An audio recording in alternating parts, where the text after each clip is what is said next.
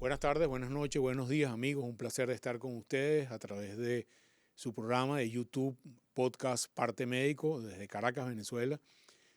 Hoy un nuevo episodio de este Parte Médico y saliéndonos un poco del tema del COVID, yendo hacia otros temas de interés general para la salud. Les recordamos nuestras señas, @mundour, @Julio Castro M, y nos pueden ver a través de las plataformas de YouTube, Spotify o Apple Music. En el buscador ponen Julio Castro Parte Médico y ahí caen directo al link de cada uno de los programas. Recordar que todos los días desde Caracas, en 99.9 FM, Marisabel Párraga, a las 7 de la noche, tiene previos de las presentaciones de cada una de la programación extensa que tiene Mundo UR y de todos los podcasts que hay en este momento sobre historia, sobre música, sobre variedades, sobre política, y el nuestro de salud, que esperamos les sea agrado y lo sigan escuchando y nos sigan a través de las redes. Pueden compartirlo, pueden suscribirse en el letrerito rojo,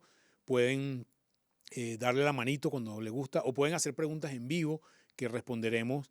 El programa sale en vivo los jueves a las 8 de la noche, pero queda, como ustedes saben, en YouTube guindado. Hoy vamos con un problema mundial que probablemente algunos epidemiólogos en el mundo de enfermedades crónicas dicen que es una de las grandes epidemias, que ya es una endemia prolongada. Es el problema de la obesidad en el mundo. Y así como la búsqueda del santo grial, la búsqueda de los tratamientos para la obesidad ha venido evolucionando progresivamente en el mundo y en Estados Unidos en particular. Y les quiero enseñar en esta primera lámina como introducción lo que pasa en Estados Unidos. Esta es la prevalencia de obesidad, es decir, personas que tienen índice de masa corporal, después vamos a explicar un poco qué significa eso, en diferentes rangos. Y el promedio de Estados Unidos de personas adultas mayores de 20 años que tienen sobrepeso alcanza casi el 30%. 27% va aumentando progresivamente hasta la quinta, sexta década de la vida y posteriormente baja. Y probablemente es una de las grandes epidemias de Norteamérica, pero cuando vemos los datos de América Latina no son mejores. Es decir, en América Latina, inclusive donde coexiste la pobreza y desnutrición con el sobrepeso, se calcula que en la región de las Américas por encima del 20% de los adultos mayores tienen sobrepeso como definición médica. Y para eso traemos a un invitado muy querido para mí, el doctor Jesús Cole. Él es endocrinólogo, es internista venezolano, en este momento trabajando en Quito, Ecuador, pero un amigo de la Escuela de Medicina. Y Jesús, que se ha encargado del tema de la endocrinología, vamos a tenerles una entrevista a raíz de que han salido recientemente algunas investigaciones aprobadas por la FDA, algunos medicamentos para el sobrepeso. Bienvenido, Jesús, al programa. Un placer que estés con nosotros y que nos des un poco de tu tiempo, que sabemos que estás ocupadísimo con los pacientes. ¿Cómo estás? ¿Cómo te va? Hola Julio, un gran gusto tenerte como entrevistador y bueno, siempre es grato colaborar con la información médica actualizada y, y bueno, este es un tema digamos, de moda siempre, siempre está de primero en las publicaciones, no solo médicas, sino publicaciones para el público general, para los pacientes. Así que siempre, bueno, estamos tratando de mantener informada a la población, sobre todo con las nuevas terapias, con los nuevos recursos que se disponen para tratar esta terrible enfermedad o condición. Gracias, Jesús. Yo tengo que echar primero un cuento porque nuestros compañeros conocemos al doctor Cole como Magú. Cuando estábamos empezando a estudiar medicina, tenía que hacerle unas preguntas porque íbamos por un examen y lo llamó a su casa.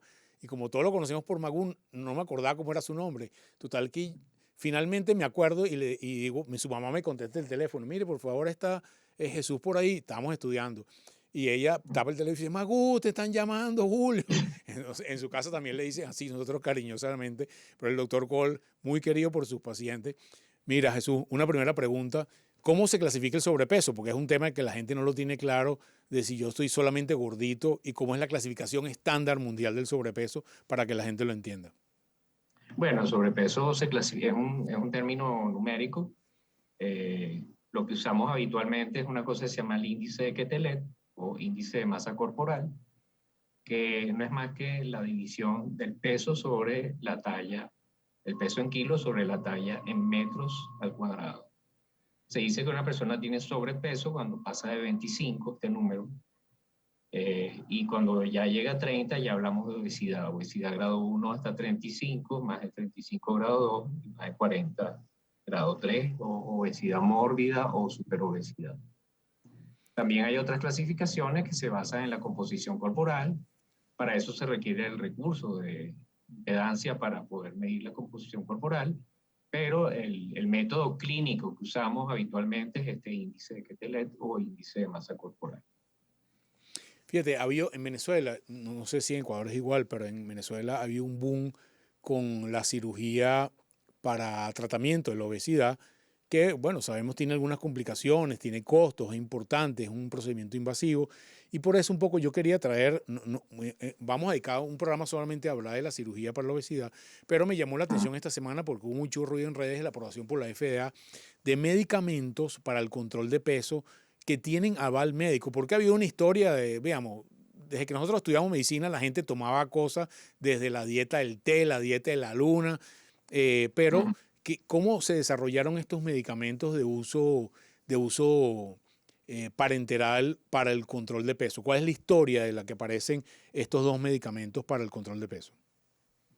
Bueno, realmente medicamentos inyectados subcutáneos empiezan a surgir a partir del descubrimiento de una molécula similar al GLP-1. El GLP-1 es un péptido que produce unas células especializadas del intestino delgado que tiene un efecto insulinotrópico, es decir, aumenta la insulina a partir del nivel de glucosa que hay en sangre, pero también tienen otros efectos que tienen que ver con la saciedad y con el vaciado gástrico. Entonces se descubrió que este medicamento, además de controlar la diabetes o tener un efecto sobre el control de la glucosa, tiene un efecto importante en el control de peso, porque tiene efectos sobre la saciedad y sobre el vaciamiento gástrico. El primer péptido que se usaba era el exenatide, que era una molécula derivada de la saliva o el veneno de un reptil que se llama el monstruo de Gila. Este animal produce una saliva que está cargada altamente de un péptido muy similar al GLP-1 y se vio que tenía unas propiedades farmacológicas o terapéuticas sobre la glucosa, pero también se descubrió que también tiene un efecto sobre el peso. A partir del exenatide han salido una gran cantidad de péptidos, análogos de receptores, análogos de agonistas del receptor de GLP-1. Le puedo nombrar algunos, el liraglutide, el semaglutide, y ahora hay dos nuevos componentes, uno no tan nuevo como el semaglutide y uno más reciente que es el tirzepatide. Estos son moléculas que se han ido modificando molecularmente para que tengan una vida media más larga, porque el GLP-1 tiene una vida media muy corta, de 1 o 2 minutos. Y estas son moléculas modificadas molecularmente para que puedan durar, antes se usaban una vez al día, ahora tenemos moléculas que pueden durar hasta unas semanas, son inyecciones semanales. Bueno, hablando directamente de las moléculas más recientes, el semaglutide y el tirzepatide son moléculas más sofisticadas, sobre todo la última, el tirzepatide, porque la tirzepatide tiene una propiedad importante, que no solamente es un análogo agonista del receptor GLP-1, sino también de el GIP, que es el péptido insulinotrópico intestinal, que tiene un efecto también importante sobre la saciedad y también sobre la producción de insulina. Jesús, una pregunta. ¿Has usado esos medicamentos en pacientes tuyos? ¿Qué efectos? Primero, ¿cuánto cuesta?